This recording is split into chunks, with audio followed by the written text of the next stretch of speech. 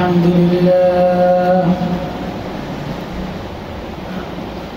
الحمد لله رب العالمين، والصلاة والسلام على سيد الأنبياء والمرسلين وعلى آله وأصحابه أجمعين. أما بعد، فقد قال الله تبارك وتعالى في كلامه المجيد: أعوذ بالله من الشيطان الرجيم، بسم الله الرحمن الرحيم. يا أيها الذين آمنوا استعينوا بالصبر والصلاة إن الله مع الصابرين. ولا تقولوا لمن يقتل في سبيل الله أموات بل أحياء ولكن لا تشعرون. ولنبلونكم بشيء من الخوف والجوع ونقص من الأموال والأنفس والثمرات وبشر الصابرين الذين إذا أصابتهم مصيبة قالوا إنا لله وإنا إليه راجعون. أولئك عليهم صلوات من ربهم ورحمة أولئك هم المهتدون. صدق الله العظيم.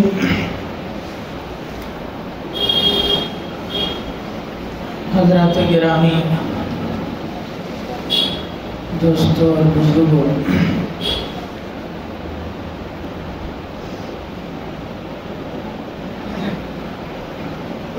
اللہ رب العزت نے ہم سب کو جو ایمان کی دولت دی ہے، یہ اللہ کے خزانے کی سب سے قیمتی دولت ہے۔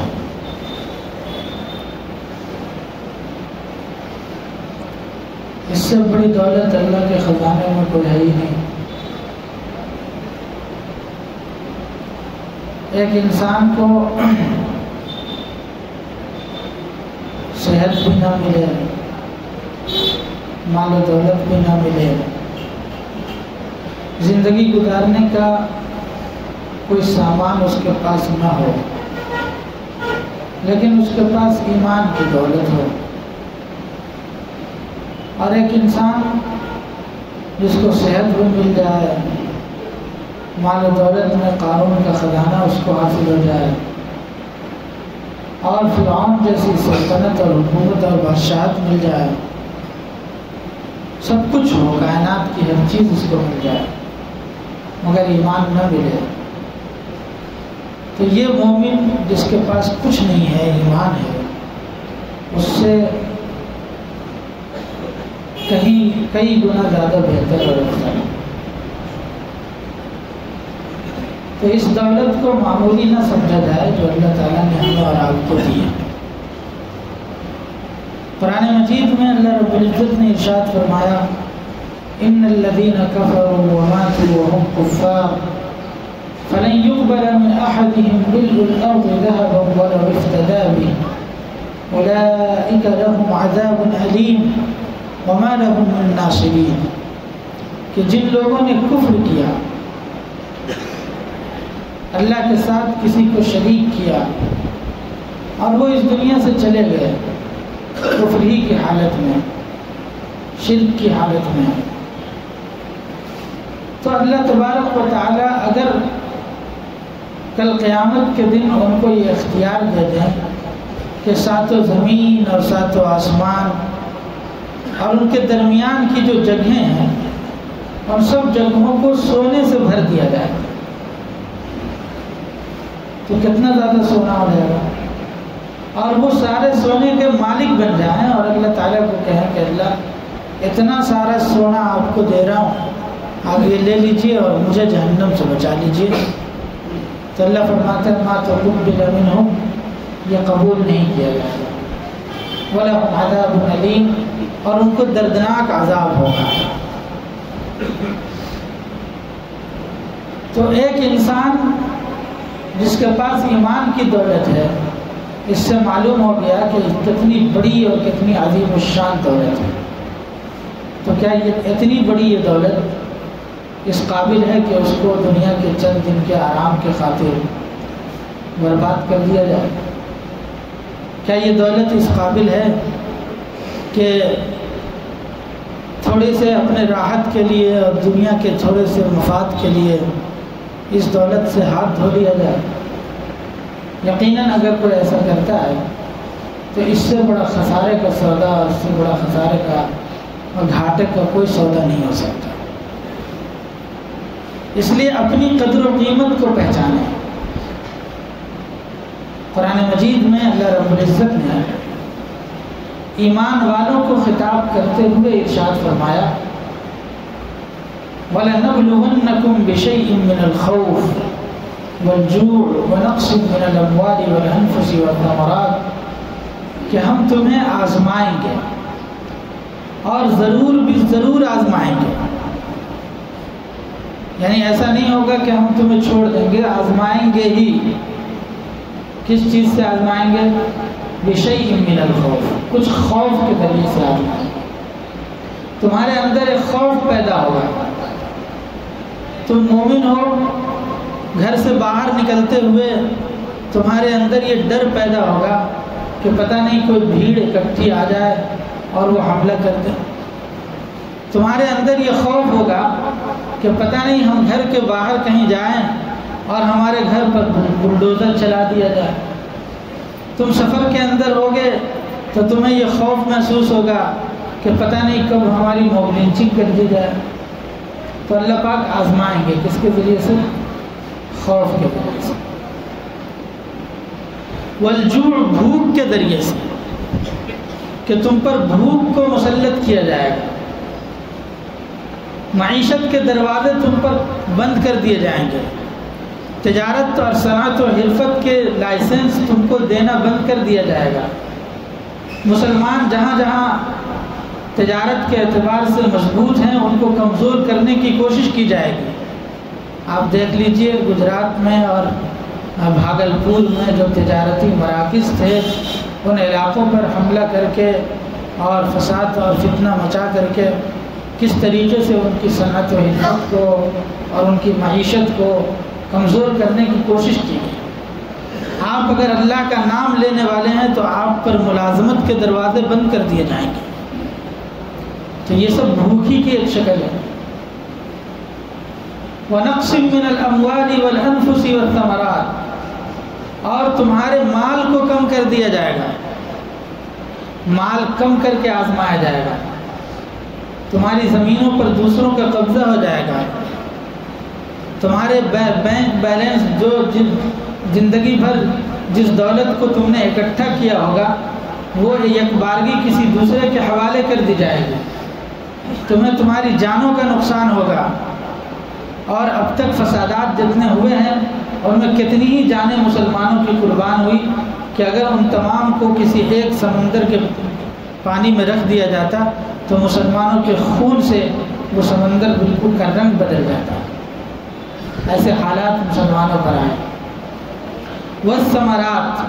بعض مفسرین نے اس کا ترجمہ کیا کہ ثمرات سے مراد اولاد ہے، وہ اولاد جس کو انسان اپنے بڑھاپے کا سہارا سمجھتا ہے، وہ اولاد جس سے زندگی میں یہ امید ہوتی ہے کہ یہ ہمارے آخری عمر میں ہمارا سہارا بنے گا، اس اولاد پر دہشت گردی کا الزام لگا کر کے ان کو جیلوں میں ڈال دیا جائے گا، اور پھر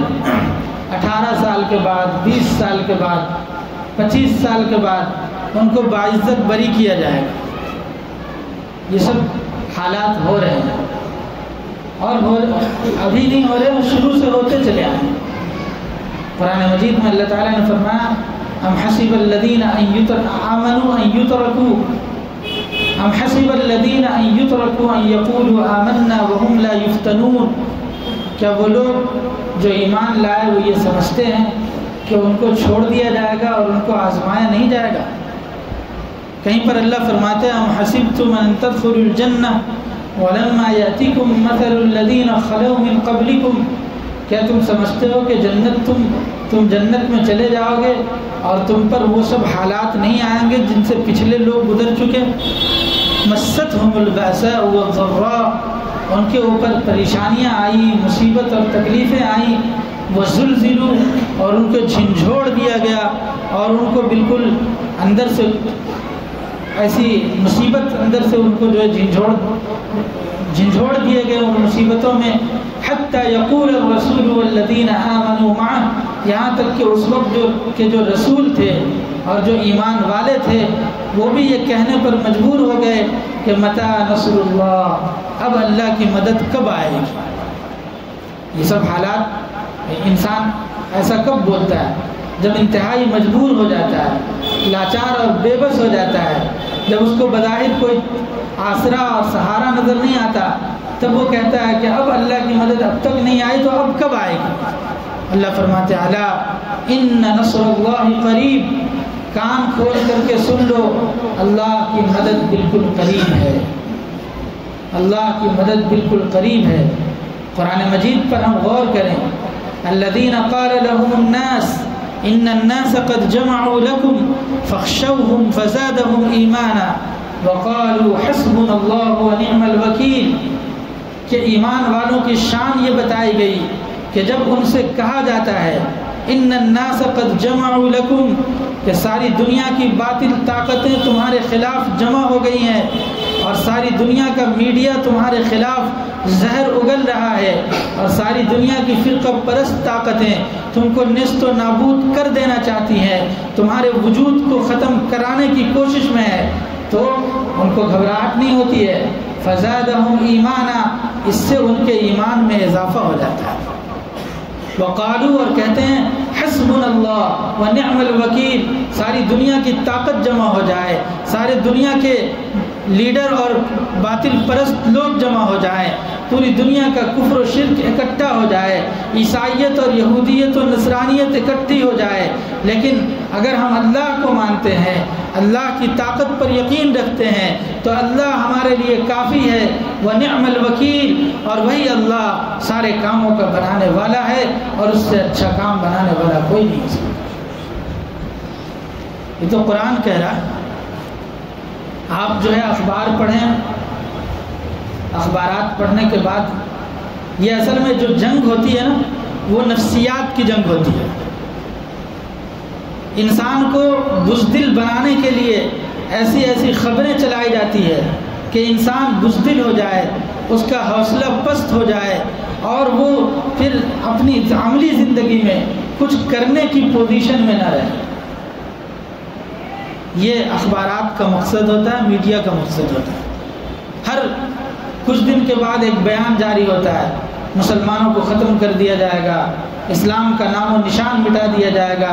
ہندوستان کی مسلمانوں میں ہندوستان کی مساجد پر قبضہ کر لیا جائے گا، مدارس کو ختم کر دیا جائے گا۔ اس طرح کے بیانات روزانہ ہر دوسرے تیسرے دن آتے رہتے ہیں، اور اس کی وجہ سے مسلمان حوصلہ پست کر دیتے ہیں، بزدلی کے شکار ہو جاتے ہیں، پست ہمت ہو جاتے ہیں، چونکہ وہ اخبار پڑھتے ہیں، قرآن تو پڑھتے نہیں۔ قرآن پڑھنا چاہیے، قرآن پڑھیں گے تو اللہ کی طاقت کا یقین دلوں میں پیدا ہوگا، اخبار پڑھیں گے تو پھر دنیا کی طاقت کا یقین پیدا ہوگا۔ کسی شاعر نے بہت اچھا کہا ہے کہ جو سب سے ضروری ہے مسلمان نہیں پڑھتے، ایمان کے صحیفے کو نگہباں نہیں پڑھتے، اور ہم کیسے مسلمان ہیں کہ صبح سویرے اخبار تو پڑھتے ہیں مگر قرآن نہیں پڑھتے۔ ہمارا رشتہ قرآن سے ختم ہو گیا، ہمارا رشتہ قرآن سے کٹ گیا، اس لیے امت زوال کی شکار ہے۔ دارالعلوم دیوبند کے مایہ ناز محدث اور عظیم المرتبت استاد حضرت شیخ الہند رحمۃ اللہ علیہ، جو اپنے زمانے کے بڑے بڑوں کے امام تھے، اور ان کے استاذ تھے، اس شیخ الہند سے کسی نے پوچھا کہ حضرت آپ اتنے بڑے عالم ہیں لیکن آپ نے کوئی کتاب نہیں لکھی، آپ کی کوئی تصنیف موجود نہیں ہے جس کو پڑھ کر کے لوگ فائدہ حاصل کر سکیں۔ تو شیخ الہند رحمۃ اللہ علیہ نے یہ جواب دیا تھا کہ تم کس موضوع پر میری کتاب پڑھنا چاہتے ہو، کس فن میں میری تصنیف پڑھنا چاہتے ہو؟ اگر تم قرآن مجید پر میری کتاب دیکھنا چاہتے ہو اور قرآن کی تفسیر پڑھنا چاہتے ہو تو میرے شاگرد اشرف علی تھانوی کو دیکھ لو، شبیر احمد عثمانی کو دیکھ لو۔ اگر تم علم حدیث پر کوئی کتاب پڑھنا چاہتے ہو میرے شاگرد انور شاہ کشمیری کو دیکھ لو۔ اگر تم فقہ و فتاویٰ میں اور مسئلے مسائل میں میری کوئی کتاب دیکھنا چاہتے ہو تو میرے شاگرد مفتی کفایت اللہ دہلوی کو دیکھ لو۔ اگر تم سیاست کے اندر کچھ پڑھنا چاہتے ہو تو میرے شاگرد عبید اللہ سندھی کو دیکھ لو۔ اگر تم عزم و حوصلہ اور تدبر میں کچھ پڑھنا چاہتے ہو تو میرے شاگرد حسین احمد مدنی کو دیکھ لو۔ اور اگر تم دعوت و تبلیغ کے میدان میں میری کوئی کتاب پڑھنا چاہتے ہو تو میرے شاگرد الیاس کاندھلوی کو دیکھ لو۔ یہ وہ امام ہے، اتنے بڑے بڑے لوگ جن کے شاگرد ہوئے اور جنہوں نے اپنے اپنے مریدین کے حلقے میں ایک پورے علاقے کو فیضیاب کیا اپنے علم سے، اپنی حکمت سے، اپنی صلاحیتوں سے۔ یہ شیخ الہند ہندوستان کی آزادی کے سلسلے میں جو تحریک چلا رہے تھے، اس تحریک کے پاداش میں ان کو مالٹا کی جیل کے اندر قید کر دیا گیا تھا، اور 4 سال اس مالٹا کی جیل کے اندر سے جب وہ رہا ہو کر کے باہر کی دنیا میں تشریف لائے ہیں تو دارالعلوم دیوبند کی دارالحدیث میں حضرت شیخ الہند رحمۃ اللہ علیہ کا ایک بیان ہونا طے تھا، اور اس بیان میں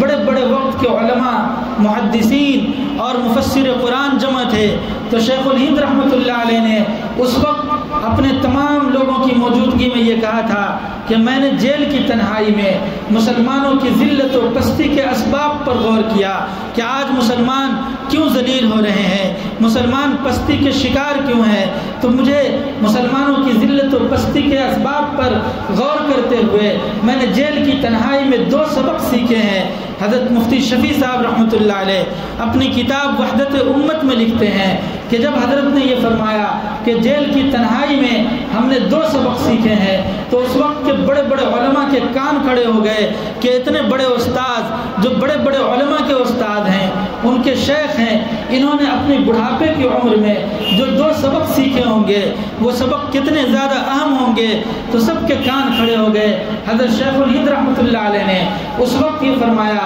کہ وہ 2 سبق یہ ہے کہ میں نے امت مسلمہ کے ذلت و پستی پر غور کیا تو مجھے یہ نظر آیا کہ مسلمان اس لیے ذلیل ہیں کہ مسلمان آپس کے خانہ جنگی کے شکار ہیں اور مسلمان آپس میں لڑ مر رہے ہیں، اسی لیے مسلمان ذلت و پستی کا شکار ہو گئے۔ آج وہ لوگ جو ٹکڑوں میں بٹے ہوئے تھے، جن کے ایک ایک خدا نہیں 100 خدا تھے، اور جو چوہے اور کتوں تک کی پوجا کرتے ہیں، آج وہ کفر کی طاقتیں متحد ہیں اور وہ سب اوپر سے لے کے نیچے تک سب ایک ہو گئے اور مسلمانوں کو مٹانے کی کوشش کر رہے ہیں۔ اور وہ مسلمان جو ایک اللہ کو ماننے والے تھے، وہ مسلمان جن کا نبی بھی ایک ہے، وہ مسلمان جن کے اوپر نازل ہونے والی کتاب بھی ایک ہے، وہ مسلمان جن کا کعبۃ اللہ بھی ایک ہے، سب کے سب کچھ ایک ہونے کے باوجود وہ مسلمان آج ٹکڑوں میں بٹ گئے، وہ مسلمان انتشار کے شکار ہو گئے، وہ مسلمان آج فرقوں میں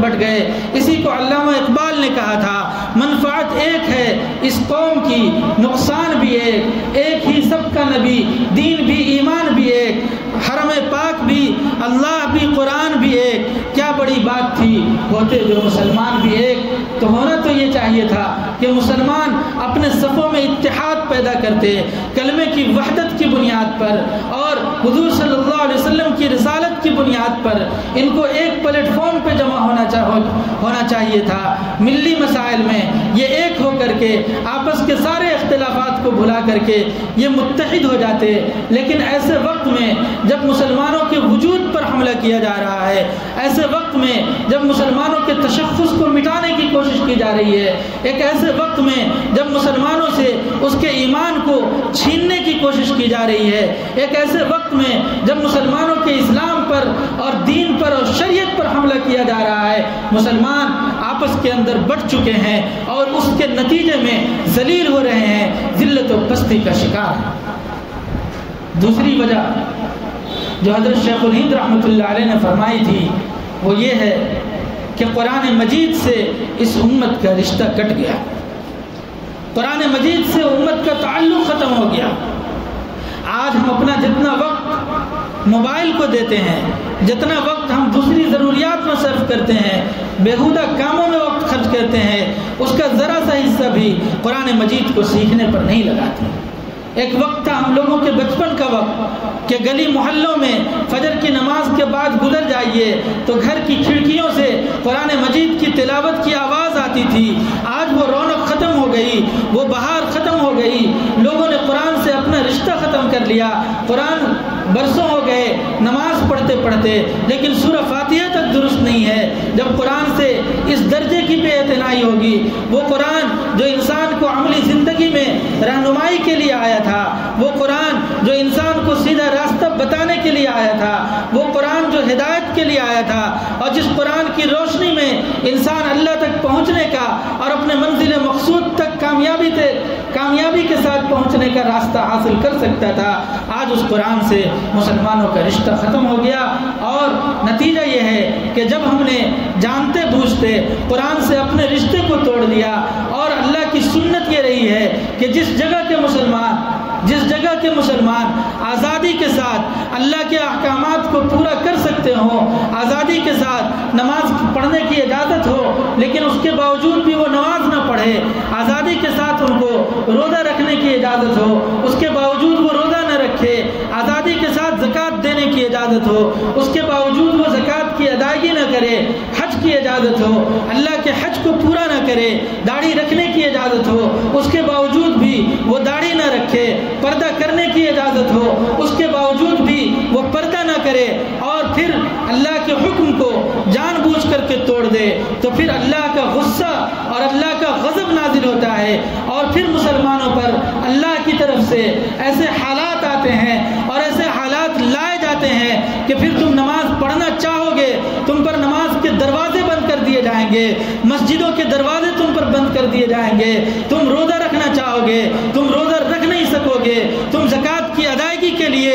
ترس جاؤ گے لیکن تمہیں زکوٰۃ کی ادائیگی کا موقع نہیں ملے گا، تم قرآن سیکھنا چاہو گے اور قرآن کے حروف تم سے دور ہو جائیں گے، اور تم چاہنے کے باوجود بھی قرآن مجید کو نہیں سیکھ سکو گے، تم پردہ کرنا چاہو گے پردہ پر پابندی لگا دی جائے گی، اور پھر تمہاری مائیں اور بہنیں پردہ سے محروم کر دی جائے گی۔ میرے دوستوں اور بزرگوں، آج ہمارے پاس ابھی بھی وقت ہے، ہم آزادی کے ساتھ اپنے دین پر عمل کر سکتے ہیں، اپنی شریعت پر عمل کر سکتے ہیں۔ اگر اس موقع کو غنیمت سمجھتے ہوئے ہم نے ایسا نہیں کیا تو وہ دن دور نہیں کہ آج ایک مسجد ہمارے ہاتھ سے گئی، دوسری چلی گئی، اور اس طرح دھیرے دھیرے کر کے ساری مسجدوں کے دروازے کہیں ہم پر بند نہ کر دیے جائے۔ ناپاک کوششیں کی جا رہی ہیں مدارس اسلامیہ کو ختم کرنے کی، وہ مدارس جس کے ذریعے سے اس ملک کو وفادار مسلمان ملے، اور وہ مدارس جن کی گود سے تعلیم حاصل کر کے یہاں کے علماء نے اس دیش کو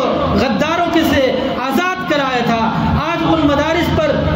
فرقہ پرستوں کی ناپاک نظریں ہیں اور ان مدارس کو ختم کرنے کی کوششیں کی جا رہی ہیں۔ اگر میرے دوستوں اور بزرگوں ہم نے مدارس کی تعلیم کو نہیں اپنایا، ہم نے قرآن و سنت کی تعلیم کو نہیں اپنایا، ہم نے شریعت کو نہیں اپنایا، تو وہ دن دور نہیں کہ جب تک مدارس ہمارے ہاتھ سے چھین لیے جائیں گے۔ مکاتب دینیہ میں اگر ہم نے آج اپنے بچوں کو نہیں بھیجا، ان کو دینی تعلیم حاصل کرنے کے لیے پابند نہیں کیا، تو وہ دن دور نہیں ہے، ہمیں اپنی آنکھوں سے اللہ نہ کرے وہ دن دیکھنے پڑے کہ ہم اپنے بچوں کو کفر و شرک کے گڑھے میں تو ڈھکیل سکتے ہیں، لیکن ہم اس بات کے لیے مجبور ہوں گے کہ ہم ان کو قرآن کریم کی تعلیم دلا دیں، اور پھر اس وقت ہم خون کے آنسو روئیں گے، اور اس وقت کے رونے سے کوئی فائدہ نہیں ہو سکتا۔